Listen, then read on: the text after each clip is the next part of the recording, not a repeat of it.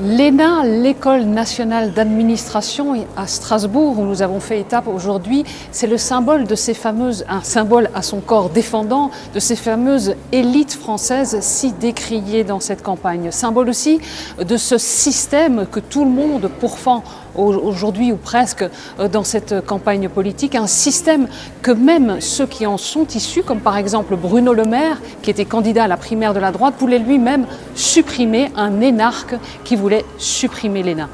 Ouvrir une école, c'est fermer une prison. C'est sur cette jolie phrase de Victor Hugo que l'ENA explique pourquoi elle s'est installée ici à Strasbourg, dans ce qui était une ancienne prison pour femmes. Au-delà de cette jolie anecdote, l'ENA forme l'élite de l'administration française depuis la Libération.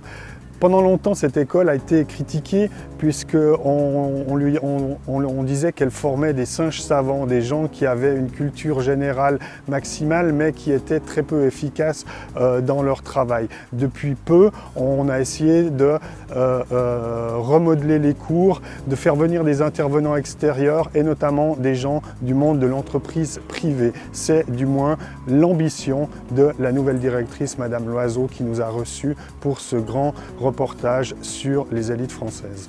Seit Brexit und Trump-Wahl gehört es zum guten Ton, das System zu kritisieren und seine Eliten. Viele Wähler haben das Gefühl, dass die Eliten den Herausforderungen der heutigen Zeit nicht mehr gewachsen sind.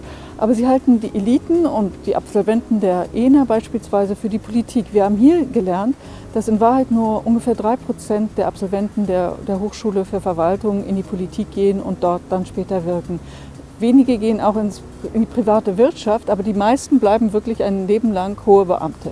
In questa elezione presidenziale c'è un uomo nuovo, Emmanuel Macron, che si presenta come un outsider, non ha partito, ha fondato un movimento En Marche e vuole cambiare il sistema. Anche lui ha un discorso antisistema, ma per paradosso Emmanuel Macron è un prodotto anche lui dell'ENA, è stato studente in questa scuola, lo vedete qui nella promozione del 2004 e quindi anche lui è un énarque, il tanto vituperato nome che si dà ai diplomati di questa scuola, però è riuscito a cambiare l'immagine e a presentarsi come qualcuno di diverso che può invece cambiare forse da dentro questo sistema.